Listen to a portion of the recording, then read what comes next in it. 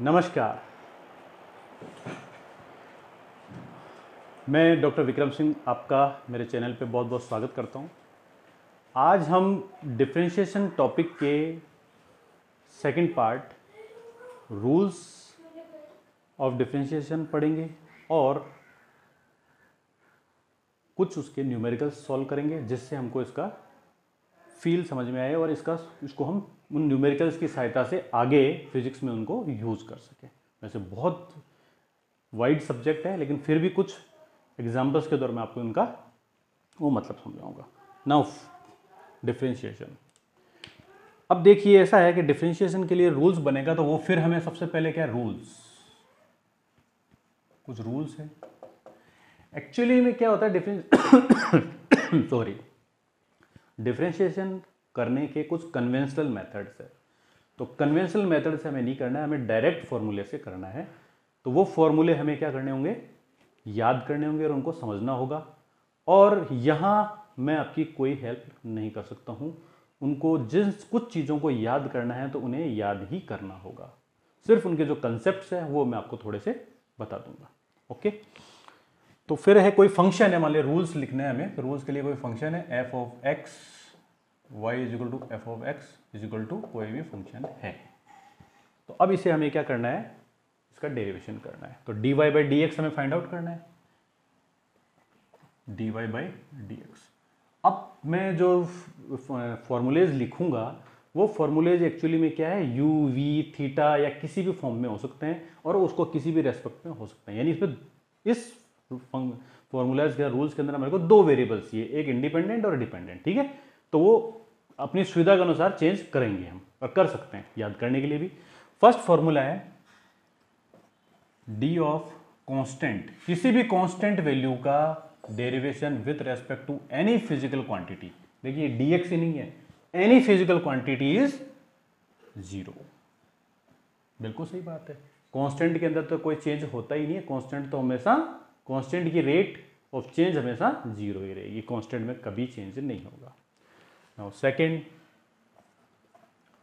Derivation of addition of function. कोई भी दो फंक्शन का ऐड किया हुआ है उसका डेरिवेशन एक्स में करना है, तो वो भी क्या है, प्लस और माइनस दोनों में एक साथ ही लिख देता हूं। कुछ भी नहीं है, इनका इंडिविजुअल डेरिवेशन कर दो, dx plus minus derivation of v with respect to x।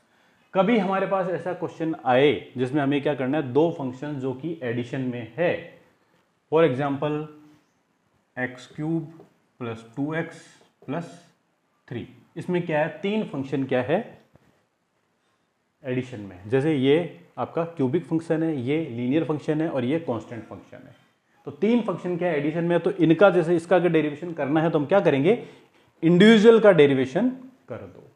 तो तीसरा जैसे क्या बन गया, यानी कि इसको हम तीसरा फंक्शन ये भी लिख सकते हैं, derivation of u plus minus v plus minus डब्ल्यू प्लस माइनस जेड, कुछ भी है ना। तो इनका सबका डेरिवेशन क्या होगा, कुछ भी नहीं है, इंडिविजुअल का डेरिवेशन कर दो, dv upon dx plus minus ये du है ना, तो dv upon dx plus minus dw upon dx और dz upon dx plus minus. ठीक है, तो कोई भी फंक्शंस अगर एडिशन या सब्ट्रैक्शन में हो तो उनका कंबाइंड डिफरेंशिएशन लेने के लिए फॉर्मूला रूल है कि उनको आप क्या कर दो, इंडिविजुअल उनका डेरिवेशन कर दो, फिर उनके बीच में जो भी सिंबल है वो सिंबल को अप्लाई कर दो। हो गया सिंपल। अब है मल्टीप्लिकेशंस।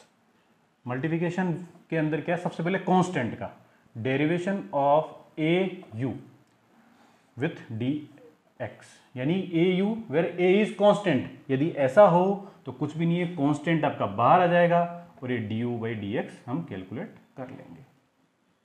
किसी भी फंक्शन के साथ में किसी कांस्टेंट, पहले एडिशन में था देखो यहाँ पे, लेकिन यहाँ रूल क्या है, अगर मल्टीप्लिकेशन में हो, कोई दो फंक्शन का मल्टीप्लिकेशन हो, उनमें से एक फंक्शन कांस्टेंट फंक्शन हो, तो उस कांस्टेंट को आप एज इट इज बाहर निकाल लो और अब वो जीरो नहीं होगा। एडिशन में देखो कांस्टेंट फंक्शन जीरो बन रहा था, यहां पे वो एज इट इज ऐसा ही बाहर निकल जाएगा और जो मेन फंक्शन है उसका आप डेरिवेशन कर दो। हो गया क्लियर। अभी इन्हीं को हम थोड़ा सा एग्जांपल से भी करेंगे। नेक्स्ट है फंक्शन, अगर कोई दो फंक्शन मल्टीप्लाई में हो, उनका डेरिवेशन। तो उसके लिए रूल है, बहुत सिंपल है। देखिए आप कुछ ही नहीं है, पहले क्या कीजिए आप, सबसे पहले जो पहला फंक्शन है उसका डेरिवेशन कीजिए du/dx, और दूसरा फंक्शन क्या होगा, मल्टीप्लाई में यूं की यूं लिख दिया जाएगा। उसके बाद आप क्या कीजिए, जो दूसरा फंक्शन है इसमें उसका डेरिवेशन कीजिए dv/dx, और दूसरे फंक्शन को, पहले फंक्शन को एज इट इज लिख दीजिए। ठीक है, जब मल्टीप्लाई में दो फंक्शन हो तो पहले को कीजिए, दूसरे को मल्टीप्लाई कर दीजिए, फिर सेकंड स्टेप के अंदर दूसरे फंक्शन का डेरिवेशन कीजिए एक्स के रेस्पेक्ट में, और फर्स्ट को एज इट इज लिख दीजिए। अब इसी से हम क्या करेंगे, fifth rule, derivation of division, divisional quotient, जो अगर कोई फंक्शंस हो एक दूसरे के डिवीजन में हो तब कैसे करेंगे, उसका भी रूल क्या है, बहुत सिंपल है, कुछ भी नहीं, इसको आप एज इट इज लिखिए पहले तो du/dx v और dv/dx u। ठीक है, बस अंतर ये आ जाएगा कि यहाँ पे प्लस है, इसकी जगह यहाँ माइनस आ जाएगा, और साथ में नीचे क्या लग जाएगा, v²। इस फॉर्मूले को याद कर लीजिए। ठीक है, 5, छठा, यदि किसी एक्सपोनेंशियल, किसी पावर फंक्शन, अगर किसी के ऊपर y = जैसे xn है, इस फंक्शन का, हमें इस तरह के फंक्शन का, बहुत इंपॉर्टेंट है ये, बहुत इंपॉर्टेंट है, क्योंकि इस तरह के फंक्शन हमें बहुत मिलेंगे, फिजिक्स में तो बहुत मिलेंगे। तो उनका अगर डेरिवेशन करना हो तो उसका है dxn/dx इज n, नंबर है n, x पे पावर n-1। ठीक है, n-1 ये हो गया। अभी इन्हीं सभी को हम क्या करेंगे, मैं कुछ आपको 3 या 4 न्यूमेरिकल्स कराऊंगा एंड में, उन न्यूमेरिकल की सहायता से इन सभी रूल्स को दोबारा रिवाइज करेंगे। ठीक है, इसके बाद है 7वां, d/log x। लॉगरिथम फंक्शन का क्या होगा, सिंपल है, 1/log x। किसी भी लॉगरिथम फंक्शन का डेरिवेशन करोगे तो 1/log x उसकी, वो डेरिवेशन उसका आएगा। फिर है आपका 8th, exponential function. Exponential function ये सबसे खास फंक्शन है। एक्सपोनेंशियल फंक्शन का डेरिवेशन वो ही सेम फंक्शन ही होता है, यानी इस एक्सपोनेंशियल फंक्शन को कितनी बार डेरिवेशन करो उसका वो ही रहेगा। x का डेरिवेशन ex ही है, ये भी बहुत इंपॉर्टेंट है, इसे भी आप याद रख लीजिए। ठीक है, अब कुछ आते हैं टेंजेंट, ये नाम ट्रिग्नोमेट्रिक फंक्शंस। ट्रिगोनोमेट्रिक फंक्शंस होते हैं, वो मैं आपको एज इट इज लिख लेने, याद कर लेने हैं, और उनको मैं वीडियो के एंड में उनको सारे का एक चार्ट बना दूंगा, चार्ट बना के आपको लिख दूंगा। ठीक है, वो है आपका ट्रिग्नोमेट्रिक फंक्शंस। ठीक है, चलें आगे। अब आगे चलते हैं, ये 8 जो रूल्स हैं इनको आप एज इट इज याद कर लीजिए। ये रूल आपको हमारे फिजिक्स में बहुत काम आएंगे। रब कर दूं इनको मैं,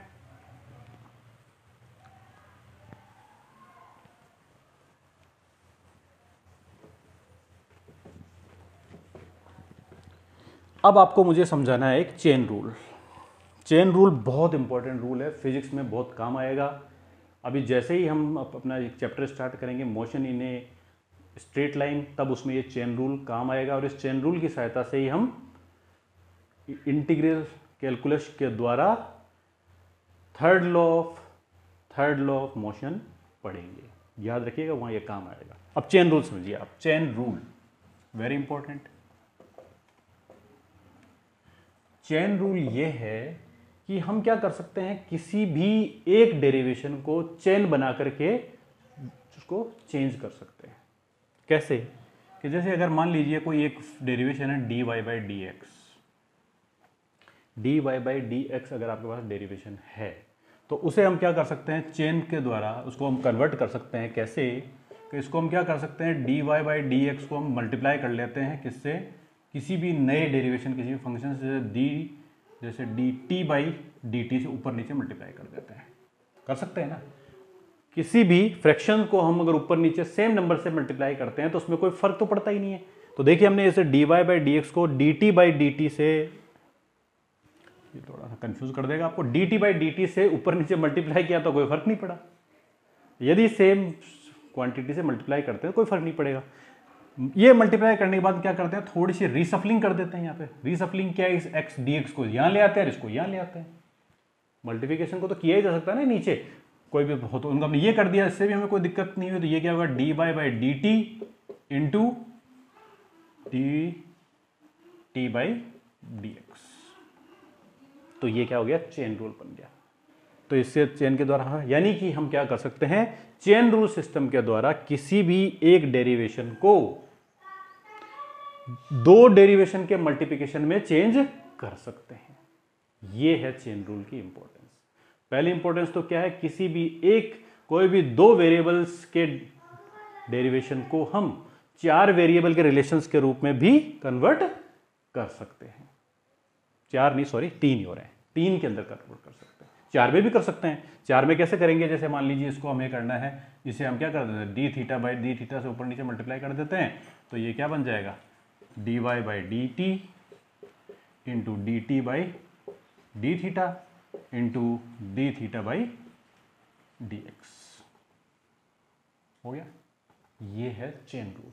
यानी हमने एक डेरिवेशन को चेन रूल के द्वारा तीन डेरिवेशन के मल्टीपल में चेंज कर दिया है। और हम इसको उल्टा भी कर सकते हैं।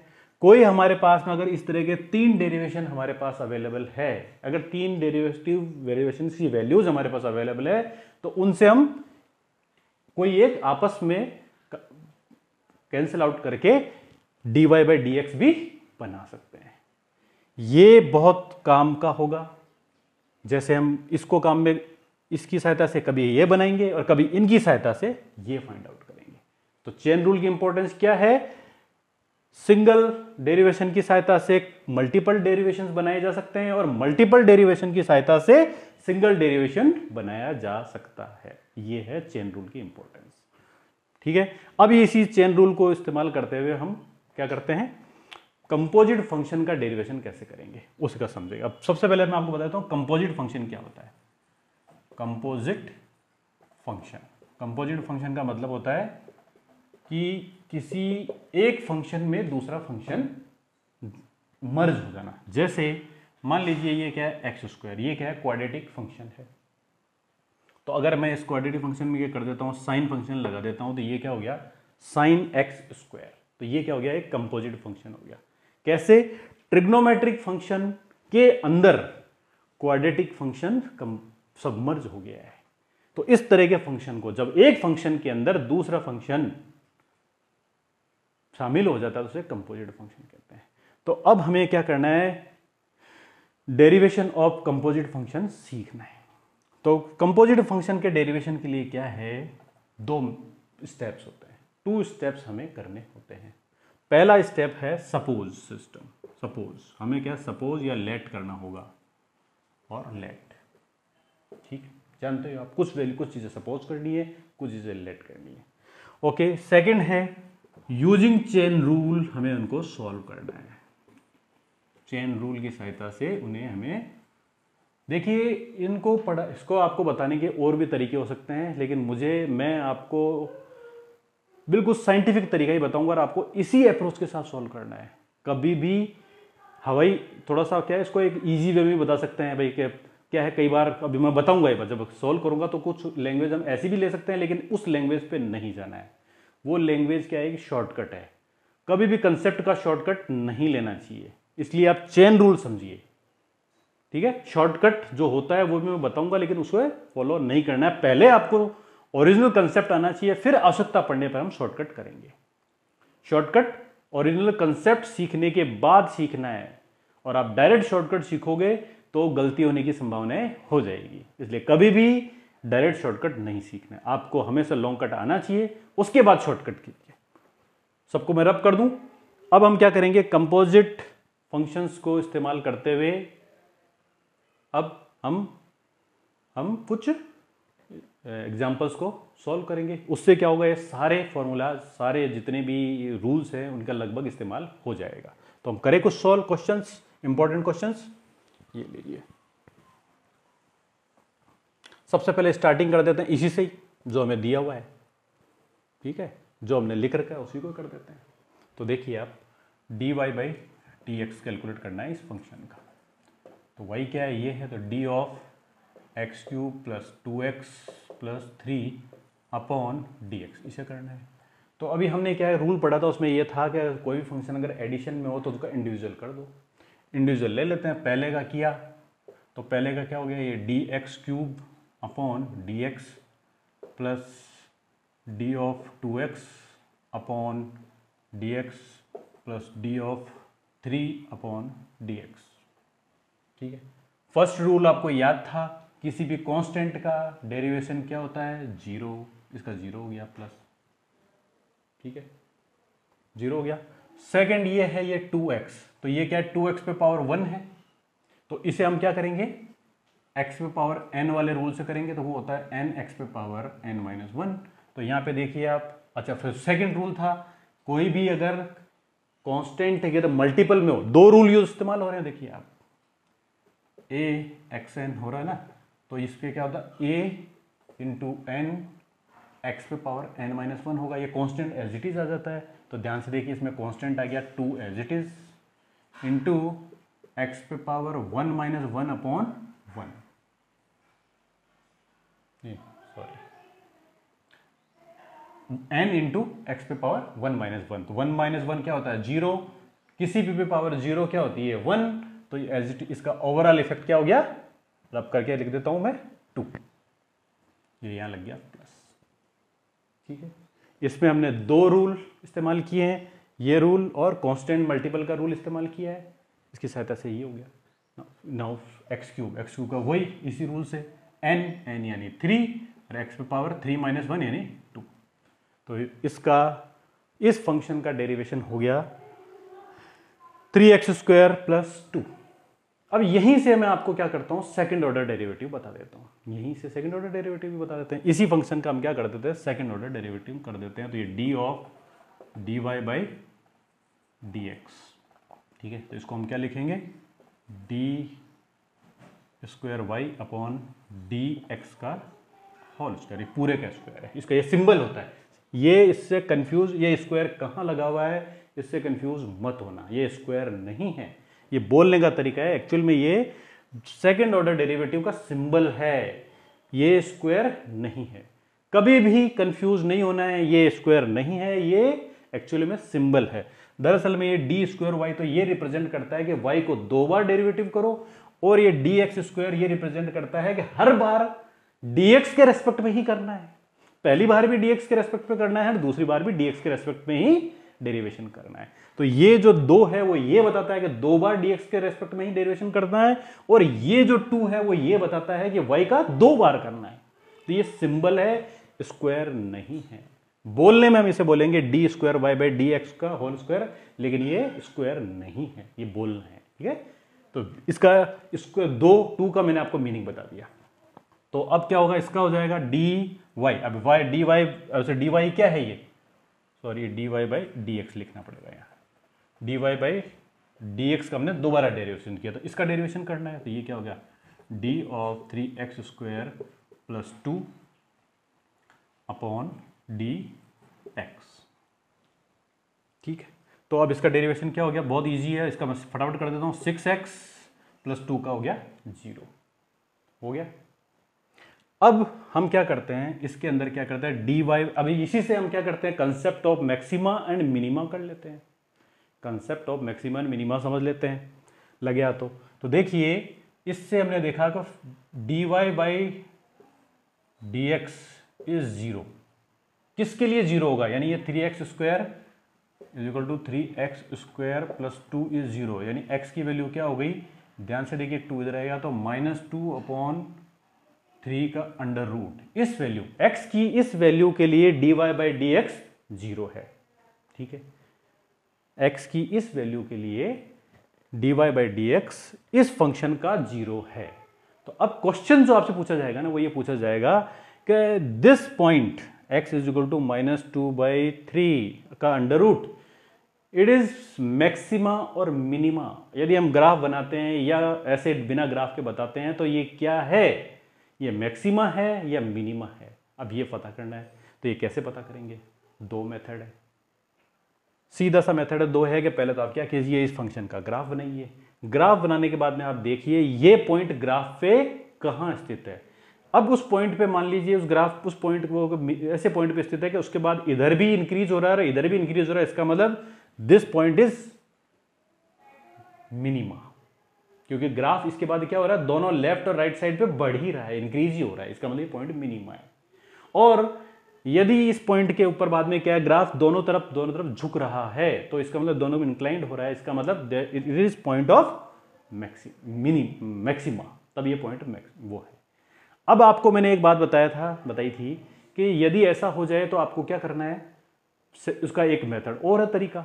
अब हम क्या करते हैं, सेकंड ऑर्डर डेरिवेटिव से पता करते हैं कि ये पॉइंट मैक्सिमा है या मिनिमा है। तो उसके लिए हम क्या करेंगे, इसको रिप्लेस कर देंगे इसमें, सेकंड ऑर्डर डेरिवेटिव में 6 इंटू अंडर रूट ऑफ -2/3।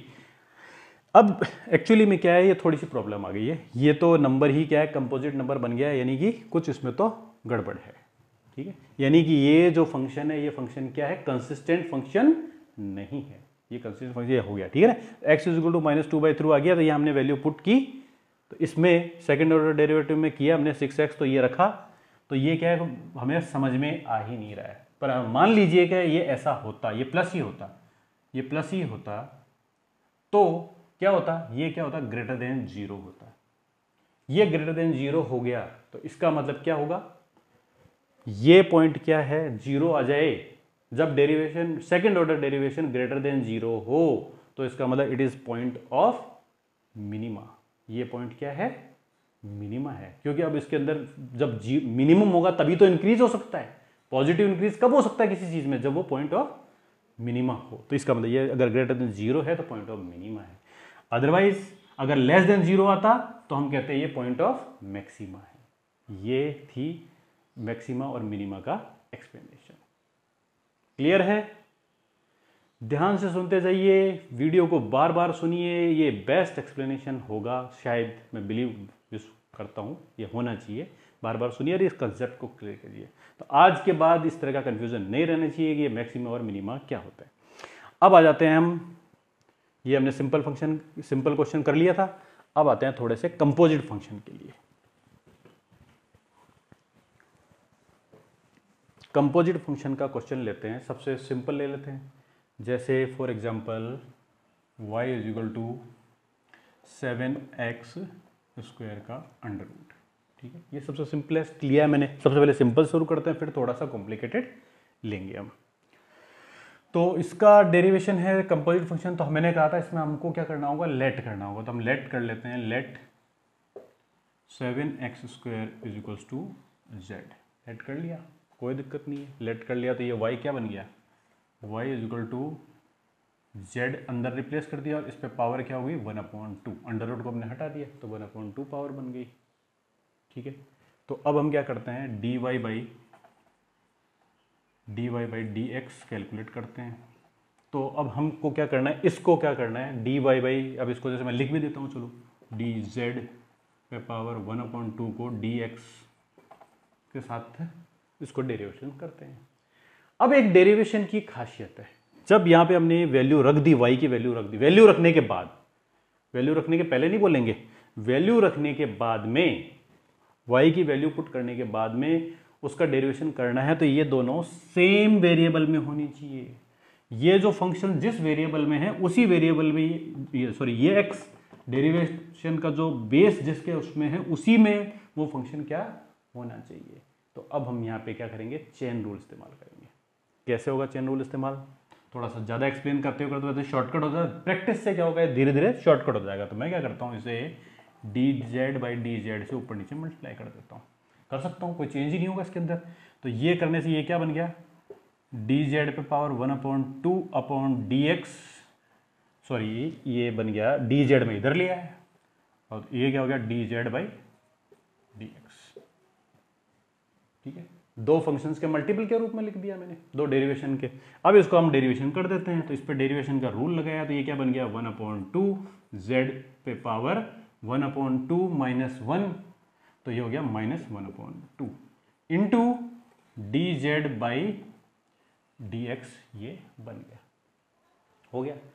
अब ये करने के बाद हमें क्या करना है, इस जेड का डेरिवेशन करना है। ये कहाँ से करेंगे, जो हमने लेट किया था उसको यहाँ पुट कर देते हैं। तो वो हमने पुट किया तो वो क्या बन गया, यहाँ लिख देता हूँ मैं, ये बन गया 1/2, जेड की वैल्यू जो थी वो तो यूँ एज इट इज रख ही देते हैं, 7x² पे power -1/2 into derivation of 7x² upon dx। तो ध्यान से देखिए, ये तो 1/2 ही रहेगा और ये क्या हो जाएगा, नीचे चला जाएगा 7x², ठीक है। और ये क्या हो गया आपका 7x² का 7 क्या मल्टीपल में है तो ये एज इट इज आ जाएगा, x² का क्या हो गया इंटू 2x पे पावर 0 गायब हो गया। अब इसके अंदर काटिए आप, 2 से 2 गया, ठीक है, 7 से 7 गया तो एज इट इज इसका क्या हो गया ओवरऑल 1/x² आंसर हो गया। इस तरह से हमने क्या किया, इस कंपोजिट फंक्शन का डेरिवेशन किया। आ गया समझ में, बहुत अच्छा क्वेश्चन था, रब कर दूं मैं इसे। अब आते हैं हम 2 क्वेश्चन और कराता हूं मैं आपको, बहुत इंपॉर्टेंट है, या एक और करा देते हैं या 2 कराते हैं, चलो उससे आपका एक क्या मल्टीप्लीकेशन और उसका रूल भी क्लियर हो जाएगा। क्वेश्चन है 2x plus sine theta, 2x sine theta multiplication में 2x साइन थीटा। अब इसमें क्या है, 2 फंक्शन का मल्टीप्लीकेशन है, तो ये क्या है y इक्वल टू ही है ये, तो हमें क्या करना है dy/dx करना है। तो ध्यान से देखिए आप, 2x मल्टीप्लाइड साइन थीटा है, ये मल्टीप्लाइड मैंने इसलिए लिखा है कि भाई आपको हमें पता लगना चाहिए 2 फंक्शंस का मल्टीप्लिकेशन है। तो उसमें क्या होता है, रूल क्या था, पहले आप क्या कीजिए, पहले फंक्शन का डेरिवेशन कीजिए अपॉन dx और दूसरे फंक्शन को क्या कर दीजिए, ये सॉरी ये साइन थीटा नहीं है, ये क्या होना चाहिए, सेम होना चाहिए ना, ये x ही है साइन x, तो 2x कीजिए और दूसरे फंक्शन को एज इट इज लिख दीजिए।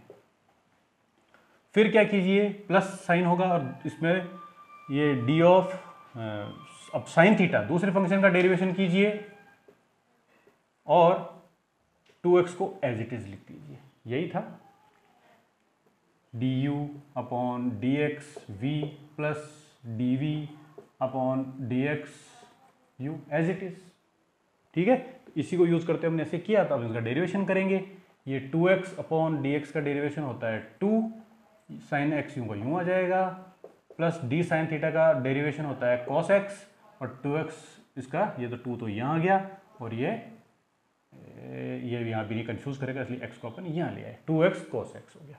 तो इसका आंसर क्या हो गया, 2 sin x 2x cos x। ये इस कंपोजिट मल्टीपल फंक्शन का, 2 मल्टीपल फंक्शन का डेरिवेशन हो गया क्लियर। ऐसे ही अगर डिवीजन में होता तो हम क्या करते, डिवीजन का फॉर्मूला लगा देते।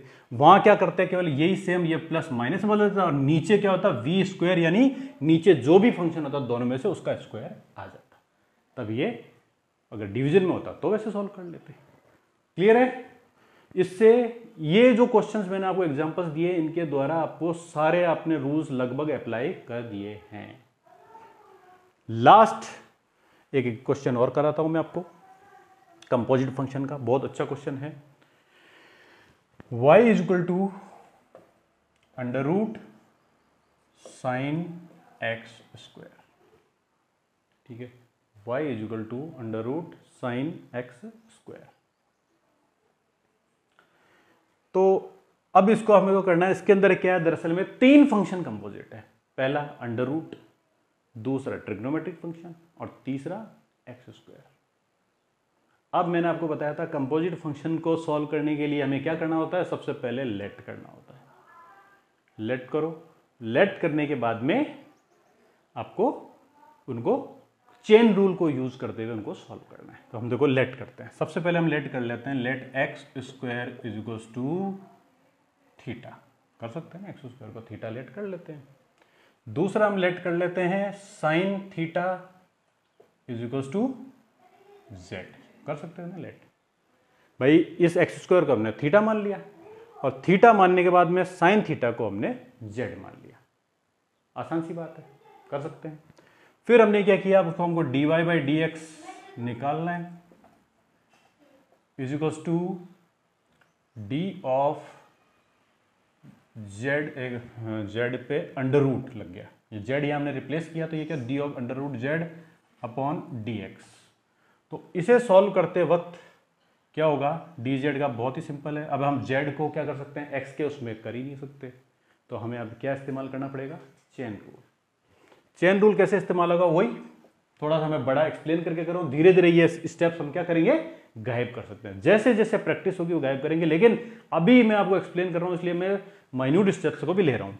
सबसे पहले हमने क्या किया, कैसे अप्लाई करेंगे इसको, डी जेड से ऊपर नीचे मल्टीप्लाई कर दिया, तो ये क्या बन गया, d under root of z upon d z नीचे आ गया, और ये d z upon d x ऐसे आ गया। तो इसका क्या हो गया, फिर यहाँ कर देते हैं, तो ये हो गया जेड पे पावर क्या हो गया 1/2 -1 यानी -1/2 into D Z by D X आ गया। ठीक है, पहला चेन रूल लगा दिया, अब अभी और चेन रूल लगाना पड़ेगा।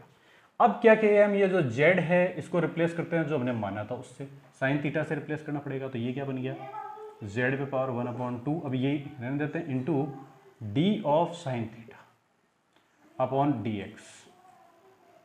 अब क्या प्रॉब्लम है, फिर प्रॉब्लम आ गई, साइन थीटा को हम डी एक्स से डेरिवेशन नहीं कर सकते, तो हमें अब क्या करना होगा, फिर चेन रूल इस्तेमाल करना पड़ेगा।